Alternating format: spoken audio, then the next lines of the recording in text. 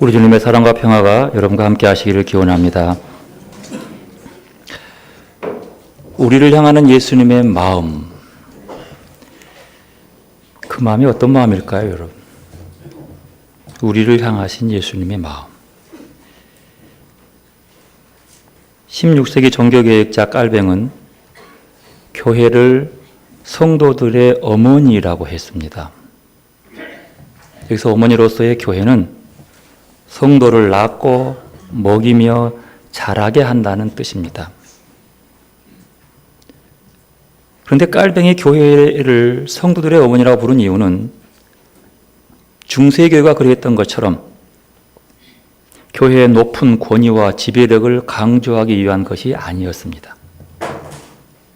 그저 잉태하고 자라게 하는 생명을 강조하기 위한 것이죠. 어머니가 가진 생명력, 그것을 교회의 생명으로서 봤습니다. 그리고 그 교회의 생명의 중심인 복음의 흐름을 그렇게 생명으로 본 거죠. 그래서 교회는 복음으로 성도를 잉태하고 복음으로 젖을 먹이고 복음으로 자라게 하고 그리스도의 분량에까지 이르게 하는 영향을 공급하는 곳, 이렇게 볼 수 있죠. 그러면 교회가 어머니로서의 모습을 갖추어야 하는 거죠. 어떤 모습을 갖추는 것이 교회의 모습을, 어머니로서의 모습을 갖추는 것일까? 말씀 그리고 하루라고 하는 묵상집을 저는 묵상하고 있습니다. 288년째를 이어오는 묵상집이죠. 독일말로 되어 있는데 우리말로 번역이 되어 있습니다. 1월 중순 어느 날 기도문 속에 이런 기도문이 있었습니다. 하나님, 어린 아이가 사력을 다해 고귀한 가슴에 기대어 가슴의 노래를 듣는 것처럼 내가 당신을 찾았습니다.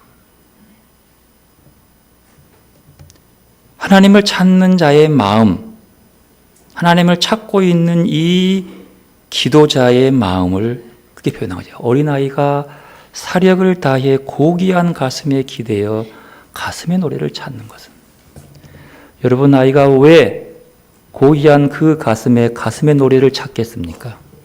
이유가 뭐죠? 여러분, 아이가 태어나면요, 아이가 울고 난 다음에 가장 먼저 한 일이 뭐죠?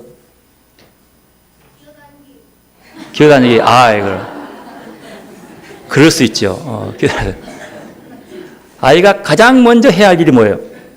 막 태어난 아이가 이제 대충 닦아낸 다음에 숨 딱 쉬면 딱 한 일이 뭐예요? 엄마 품에 안겨줘요. 특별히 엄마 가슴에 뚝 얹어놔요. 전맥인 게 아니에요. 가슴에 얹어놔요. 왜 그럴까요? 왜 가슴에 얹어놓을까요? 엄마의 심장 박동 소리를 듣게 하기 위해서 그래요. 그 심장에서 듣지 못하지만 그 감동을 느끼게 하기 위해서요. 왜냐하면 아이가 태어나자마자 엄마로부터 떨어지는 엄청난 죽음과 같은 불안감을, 이 분리불안이라고 그래요. 분리불안은 그 아이가 그 떨어지는 그 순간의 불리함을 가장 안전하고 평안하고 느끼기 위해서는 엄마의 심장 소리로 들어가야 돼요. 왜냐하면 이미 뱃속에서 엄마의 심장과 호흡했거든요.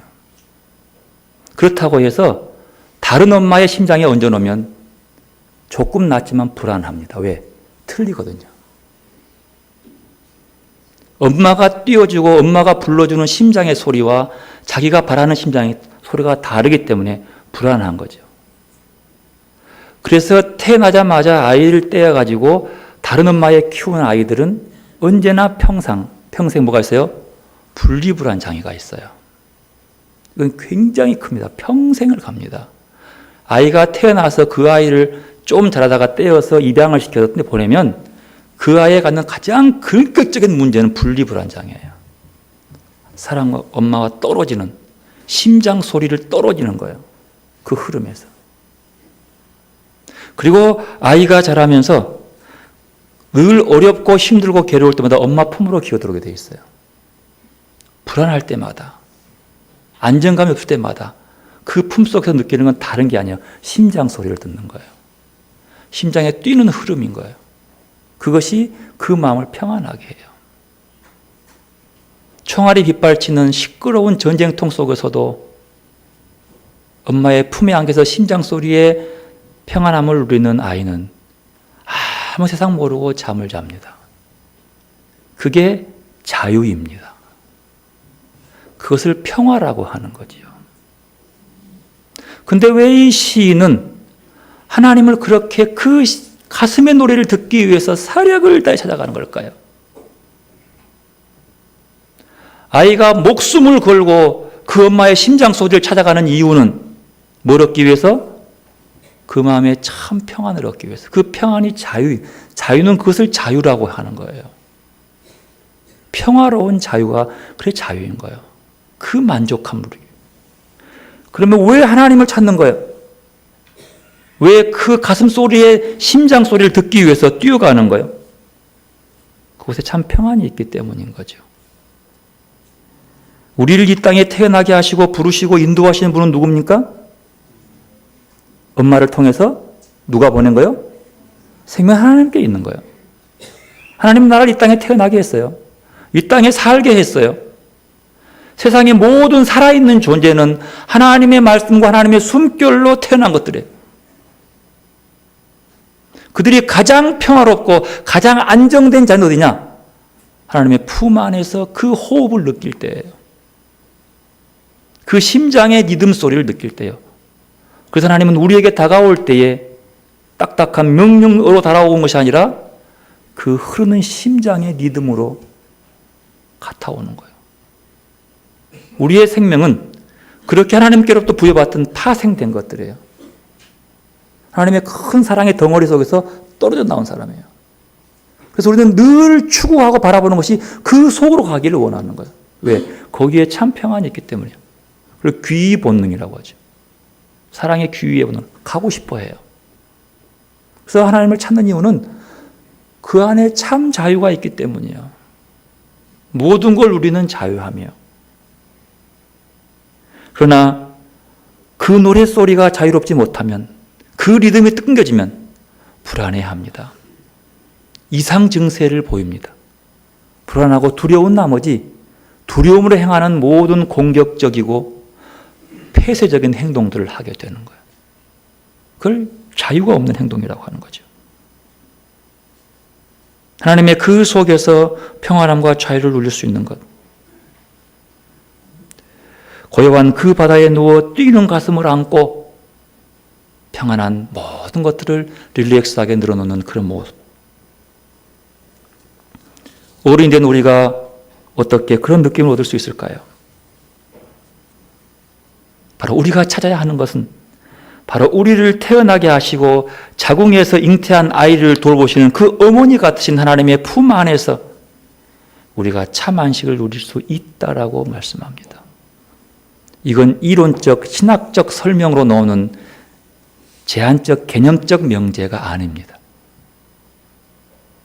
하나님의 주어지는 말씀을 이성적 논리로 이해하기 위해서 얻는 논리가 아니에요. 이것은 그 품 안에서 정말로 누릴 수 있는 누림이 있어야 되는 거예요. 어떻게? 내 몸이 반응하는 거예요. 내 마음이 반응하는 그 모습. 그래서 우리는 하나님의 품을 찾아야 합니다. 그 품 안에 머물며 쉼과 안식과 샘을 얻을 수 있어야 되는 거예요. 이것이 쉼의 공간이에요. 그 품은 어떠한 죄인도 어떤 불량배도 그 품 안에서는 참 자유를 맛볼 수 있습니다. 어머니 품 같은 고향이 그리운 사람들, 아무도 없지만 어릴 적 뛰노는 그 자리에 마음만 두고 있어도 마음이 평안하고 가고 싶어요. 그러나 그곳에 발을 딛는 순간 마음의 위로와 평안이 있는 거예요. 왜? 왜 고향이 그립습니까? 땅이 좋아서요? 산이 좋아서요? 물이 좋아서요? 아니요. 그곳에서 지금까지 살아오면서 맛보지 못한 그 옛날, 그 속에 엄마의 품속에 사랑이 있기 때문인 거예요. 가족의 사랑이 그곳에 묻어있기 때문에 그곳에 가면 마음의 평안함이 있는 거예요. 그곳에는 어떤 비난도 없습니다. 평가도 없습니다. 판단도 없습니다.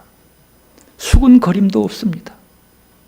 비교하고 우월감을 느끼기 위해서 자기 자랑도 없습니다.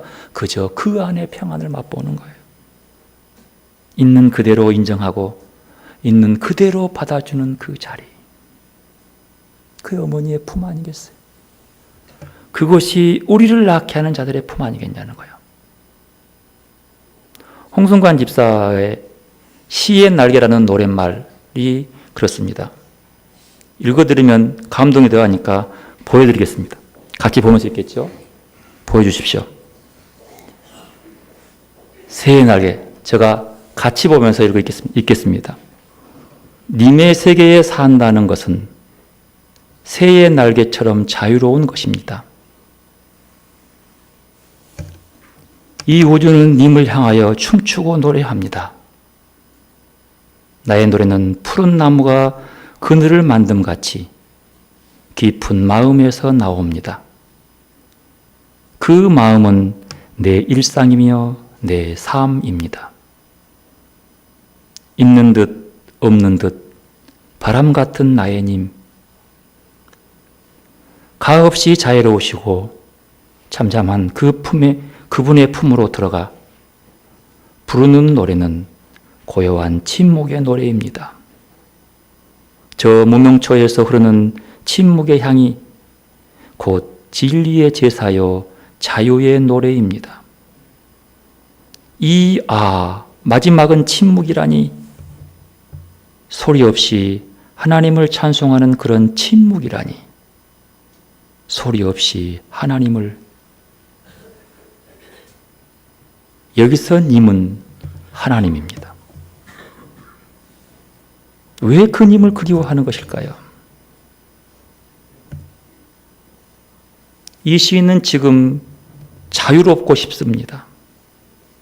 새의 날개처럼 자유롭게 날아가고 싶습니다. 어떤 사람이 자유를 원합니까? 특별히 시인은 틀에 갇힌 사회 구조와 인식을 벗어나서 미래에 대한 생각을 그분의 태초에 영혼을 잇는 공간으로 시작하고자 했던 마음. 그는 정말로 이 사회적 구조와 인식에 억눌려서 그곳에서 벗어나서 태초에 하나님이 내게 주어지는 생명의 원래의 그 평안한 그 관계 속으로 가고 싶어 하는 모습. 구체적으로 이데올로기의 얽매임에서 자유하고 싶었던 것이죠.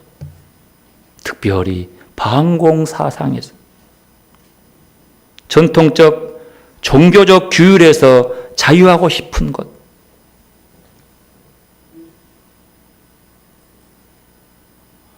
그 자유가 어디 있냐는 거예요.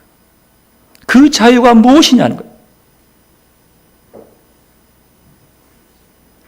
자유민주주의를 얘기하면서 반공 이데올로기로 좌우를 나누는 자들의 자유는 거짓입니다. 그건 자유가 아니야. 자유롭게 한 사람들을 한결같이 그 이데올로기로 끌어들이려고 발버둥을 주고 발악을 하는 자들의 모습. 무슨 자유가 있겠어요? 왜 그런 줄 아십니까? 그 이데올로기에 꽉 잡아놓고 저들은 도둑질 하려고 그래요. 종교적 이데올로기도 마찬가지예요.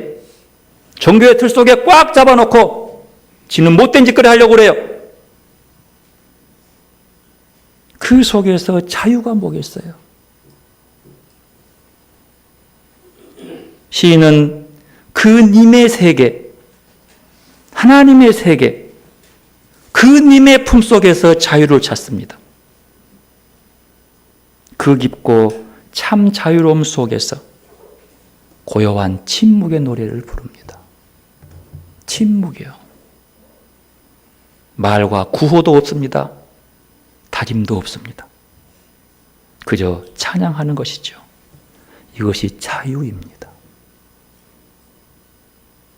그 속에서 누리는 평안함, 자유, 침묵의 노래. 왜? 그 침묵의 향이, 이 고요한 침묵의 노래가 자유일까요? 이번 성지순례 모 권사님께서 요르단을 넘어오면서 개인적으로 또 단체적으로 참 힘들고 버거운 순간들이 있었어요. 마음의 부담도 컸을 것이고 좀 힘들어서 아주 긴장된 상태의 모습으로 사회로 왔습니다. 하룻밤 자고 다음날 아침 고요히 그 바닷속에서 한 30여 분 있다가 와서 하는 마지막 그날 밤에 자기 고백을 하는데 그 속에 누워 있는데 꼭 하나님 품같이 좋더라. 그 말에 마음이 찡해 왔습니다. 긴장하며 넘어왔던 그 국경을 그 속에서 얼마나 평안함을 누렸을꼬. 저도 그런 경험을 해봤기 때문입니다. 2017년 저도 새벽 깜깜한 밤에 별빛이 밝은 그곳에 새벽에 저 멀리 윤집사님을 놔두고 희로라기 하나 거치지 않고 바다에 누워봤습니다. 그 고요함. 이 바다는 파도도 없습니다. 그냥 누워서 제 귀를 물속에 넣어봤습니다. 뚝 떠있는 그 상태. 고요함. 아무 생각도 없고 그저 하늘과 내가 하나가 되는 순간이었습니다. 심지어 사랑하는 사람의 생각도 떠오르지 않았습니다. 미운 사람은 언제 간 적도 없고 그냥 그곳에 모든 것들을 맡긴 데 피로가 풀리기 시작합니다. 그저 아무 다른 생각, 어제 생각, 내일 생각, 다음 생각 없이 그저 머물렀습니다. 그저 빛나는 별만 바라보았습니다. 말할 수 없는 침묵 속에 다가오는 그 따뜻한 평온함, 설명할 수 없는 누림, 이곳이 어디인 거라고 생각합니다. 이것이 하나님의 품인가? 시간이 얼마가 지나간지 모릅니다. 동이 트오는 것을 보고 나왔습니다. 이곳이구나. 그것을 본 사람이 느꼈다고 하는 거예요. 하나님의 품은 이런 것이구나. 모든 긴장이 풀어주고 모든 생각도 잠잠해주고 그저 평온하게 자기 몸을 다 맡겨도 그대로 누워있는, 바람 한 점 없이 흘러가지도 아니하고 그냥 떠오르는 태양을 바라보고 계셨구나라는 걸 느꼈습니다. 자유는 그런 것입니다. 우리의 생각으로 무엇을 쟁취하고 얻어내는 것이 자유가 아니라 그 속에서 그저 그 평안함 속에서 내가 노래할 수 있는 것. 그 침묵의 고요함 속에 저 하늘의 별만 그저 바라보고 그의 숨소리를 느끼며 느꼈던 평안함. 어떤 고백도 어떤 설명도 필요 없습니다. 그저 다가오는 고요한 그 말할 수 없는 리듬. 물속에 귀를 담그니 아무 소리도 바람 소리도 들려오지 않습니다. 그저 그 흐르는 느낌. 교회의 주인은 그리스도입니다. 어머니 같은 분이죠. 교회는 그래서 그 품에 안기는 곳이 되어야 합니다.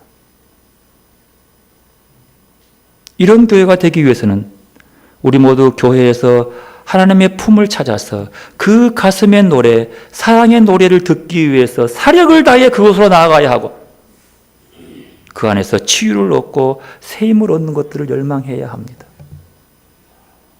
이것이 목적이에요. 그리고 그 사랑의 파동을 끌어안고 그 쉼과 얻는 새 힘으로 세상을 나아가는 것. 이것이 새 힘입니다. 오늘 마가복음의 본문은 병고에 시달리며 밤잠을 이루지 못하고 체념 가운데 살다가 예수님께서 시몬 베드로의 장모를 고쳐준다는 이 사건 때문에 마지막 희망을 품고 예수님에게 몰려 나온 가련한 인생들의 이야기가 쓰여 있습니다. 본문 32절을 보면 이렇습니다.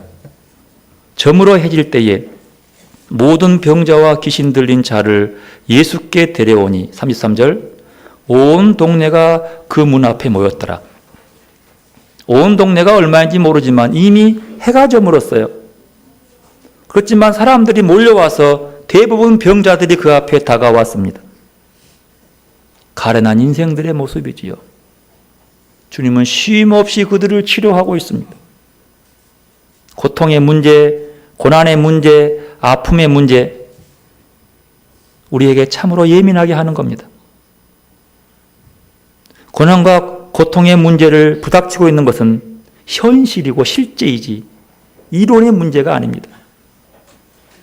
고통을 당하는 자에게 누군가가 그 고통의 의미를 논리 정연하게 설명해 준다고 해서 부서지고 망가진 육체와 마음들을 낫게 해줄 수는 없는 것이기 때문에 설명한다고 낫습니까?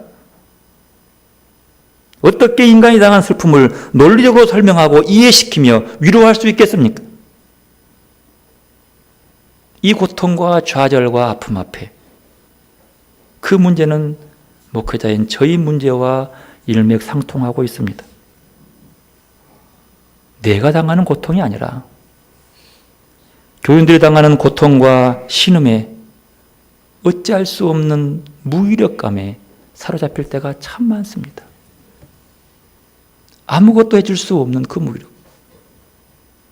실현당하는 마음, 잃어버린 것들 때문에 고통스러워하는 사람들, 육신의 질병으로 힘들어서 한숨 짓는 사람들, 정작 신방은 가지만 목사로서 도와줄 게 별로 없어요. 해줄 게 별로 없어요. 그때 생각에는 그 허전함, 그 헛헛함, 그 무기력감, 그저 주님께 기도해 보지만 그 아픔을 나눌 수 없는 한계 앞에 솔직히 괴롭습니다. 주님께 그 고통과 아픔을 돌봐달라고 간절히 부탁하면서 다시 한번 믿음을 점검하지요. 왜냐하면 오늘 우리들이 겪고 있는 그 열병과 상처들을 낫게 해줄 수 있는 분은 오직 예수님이기 때문입니다. 어떻게 하면 이 아픔 속에서 이분이 그 아픔을 치료해주고 함께 아파할 주님을 만나게 해줄까? 이것밖에 할 수 있는 게 없어요. 그렇게만 된다면 이 고달픈 내 마음 속에도 무기력감도 또 다른 희망을 받을 텐데 그분은 친히 사람으로서는 어찌할 수 없는 참담한 고난과 죽음 당함을 통해 삶의 의미와 고통의 의미를 직접 체험한 분이기 때문입니다.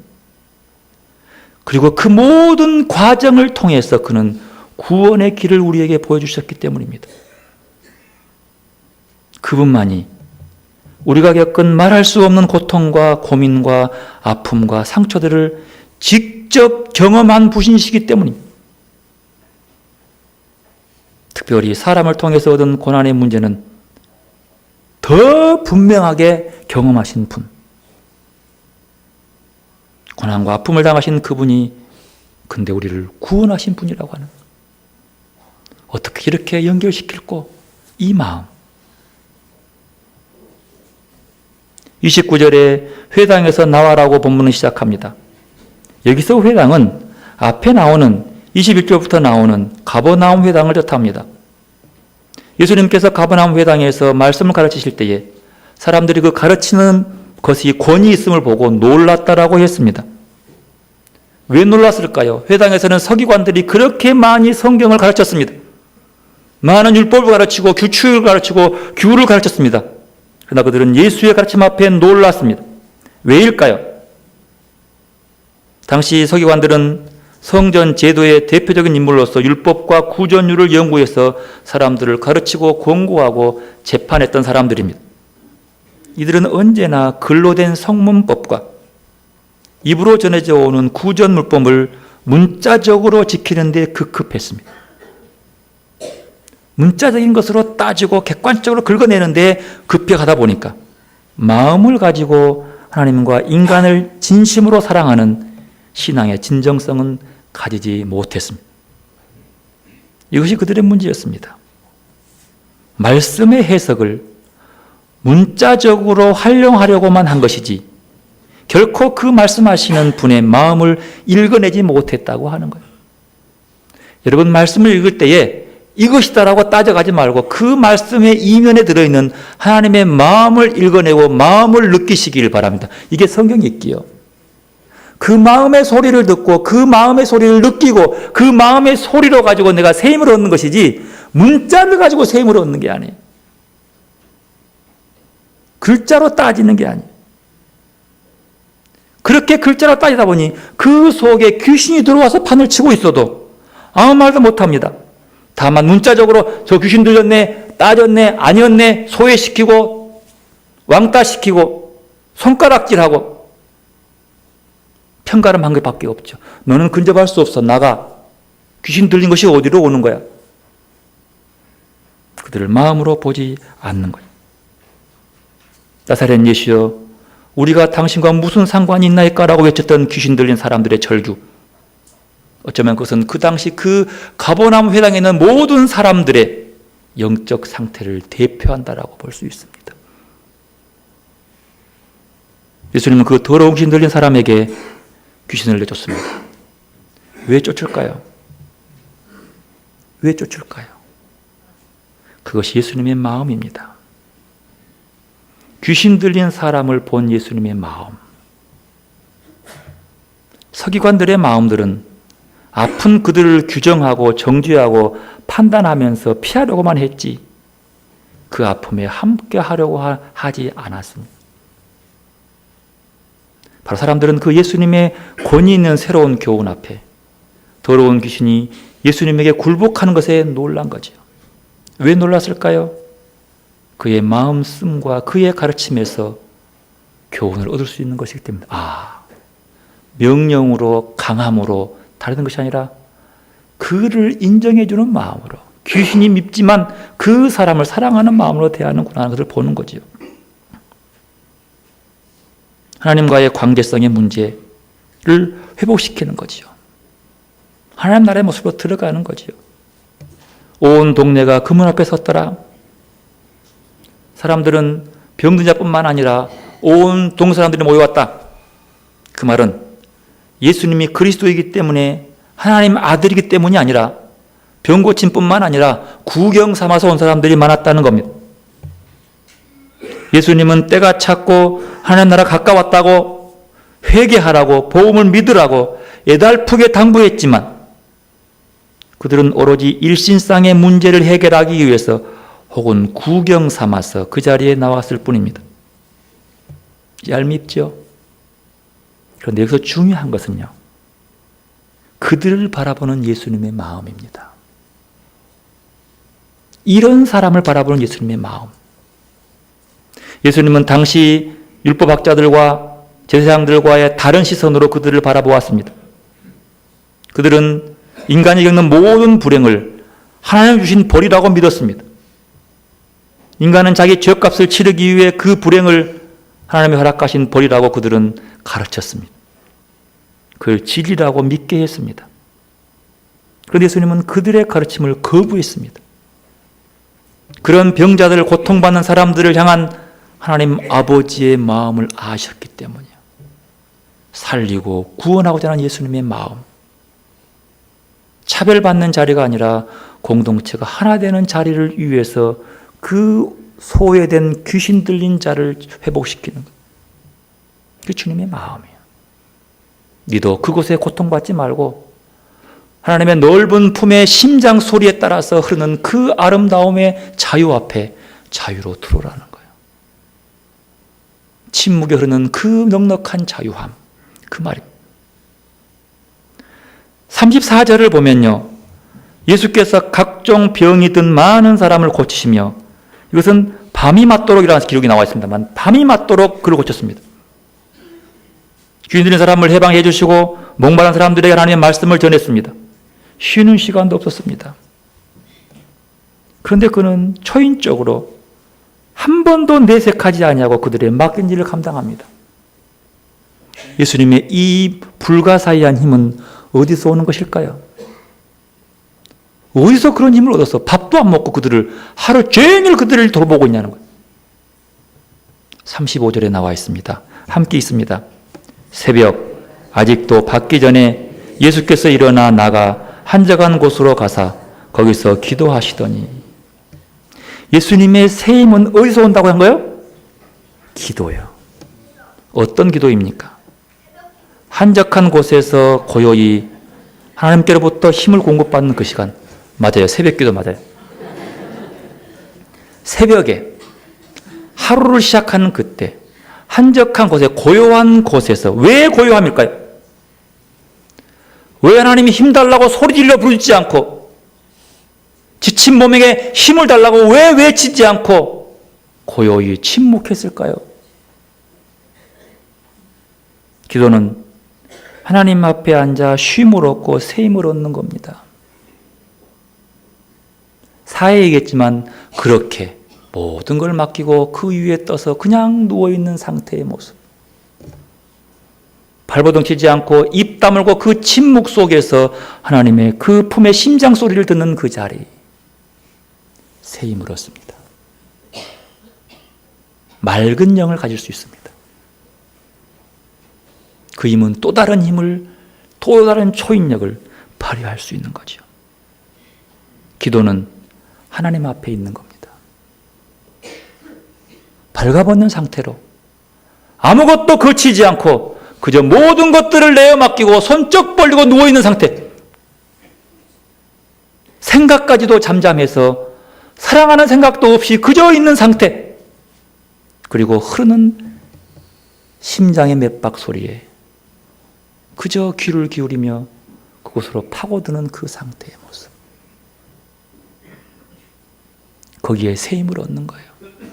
주님은 그렇게 기도하신 겁니다. 고요히 잠잠히 그 침묵 가운데 그 사랑의 품에 감싸인 거예요.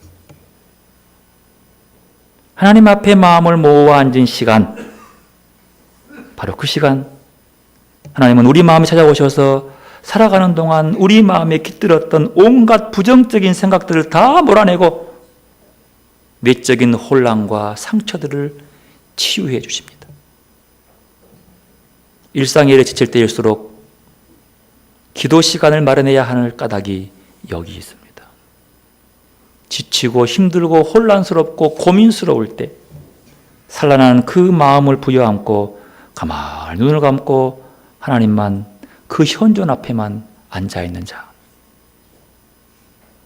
문제 해결을 위해서 고민하고 논리로 풀지 아니하고 그저 가만히 있는 사람.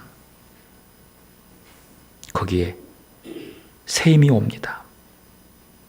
그 순간 해방된 느낌을 느낄 때가 있습니다. 그때 얻는 새 힘.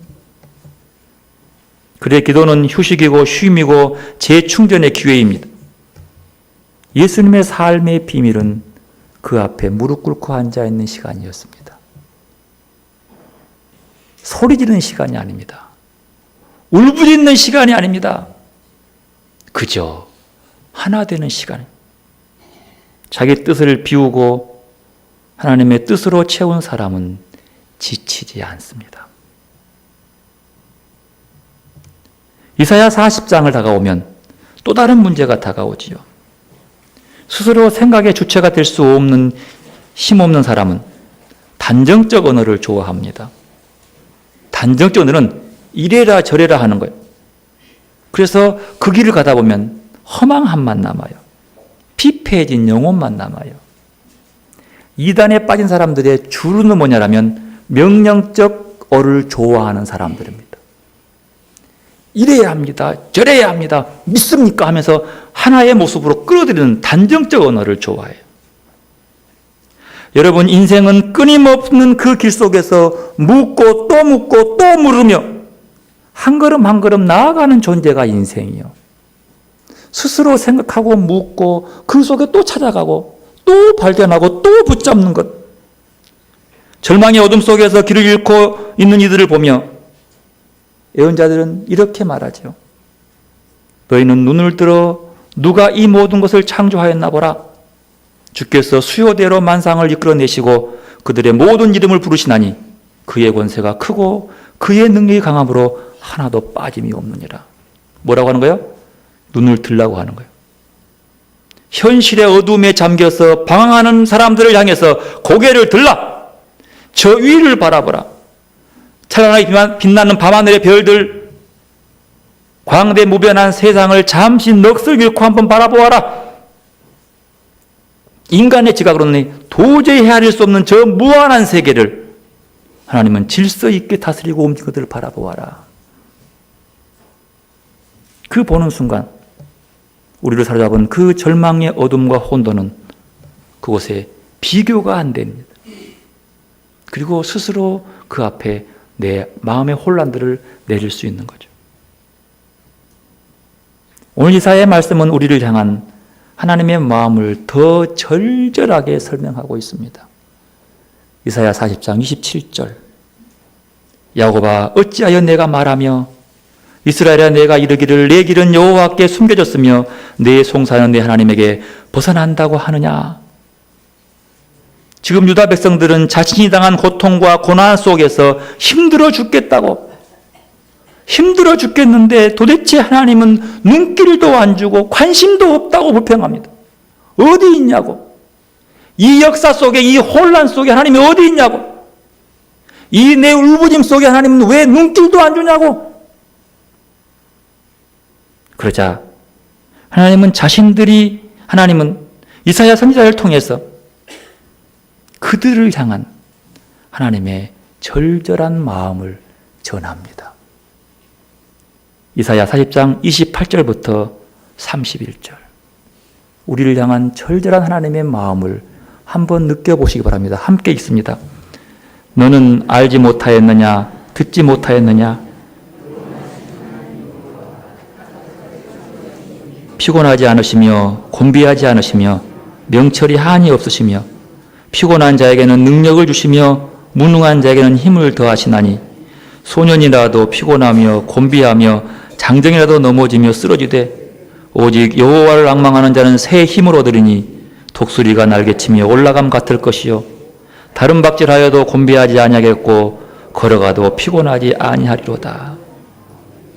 하나님의 마음을, 우리를 향한 그 마음을 너 알지 못하느냐? 못 들어봤어?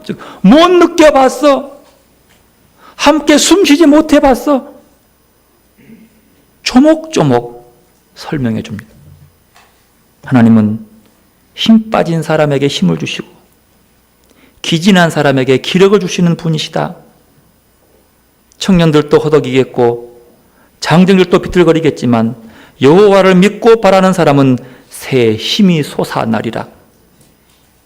날개쳐 솟아오르는 독수리처럼 아무리 뛰어도 고단하지 아니하고 아무리 걸어도 지치지 아니하리라. 하나님은 그들이 당신의 사랑을 잊어버렸다고 해도 내치지 않으십니다. 하나님의 마음이요. 그 사랑을 거역해 갔다 하더라도 하나님은 버리지 아니하고 다시 설명합니다. 못 느끼느냐? 내가 네게 새 힘을 주겠다. 사랑은 이런 것이 아닐까요? 마가복음에 예수님도 마음도 그러했습니다. 그렇게 많은 사람들에게 어떤 질문도 타박도 하지 않고 문 밖에 모여있는 이들을 치유해 주십니다. 병든 몸을 고치시고 상처 입은 마음을 돌보아 주십니다. 억눌린 영혼들은 풀어놓아서 해방시켜 줍니다. 그들이 누군데? 그렇게 구경 삼아 온 사람도 소외하지 아니하고 업신여기지도 아니하고 그저 니도 하나님의 형상 지음받는 하나님의 자녀인데, 그것이 하나님의 마음입니다. 그리고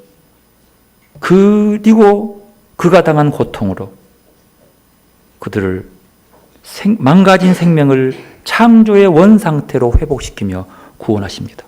아니, 그보다 더 나은 수준으로 치유하십니다. 예수님의 마음은 무엇입니까? 그 누구도 의심여김 없이, 받음 없이 따뜻한 사랑으로 대하시는 마음, 긍휼의 마음이요 불쌍히 여기는 마음이요, 그 사랑의 마음이 우리를 치료하고 우리를 낫게 하고 우리에게 새 힘으로 일어서게 하십니다. 우리가 그 주님의 마음 안에, 그 심장 소리에, 우리를 향한 사랑의 마음의 그 파동, 그 리듬을 느끼고 경험하며 그곳에서 참 자유를 누렸으면 좋겠습니다. 우리 교회의 분위기가 그 속에서 그 누리는 사랑의 아름다운 평화의 모습, 그리고 말로 할 수 없지만 혼란한 시끄러움보다도 그 평안한 넉넉함이 흘러넘치는 자리, 그리고 우리도 그 주님의 차별 없는 마음을 본받는 자들이 되었으면 더 좋겠습니다.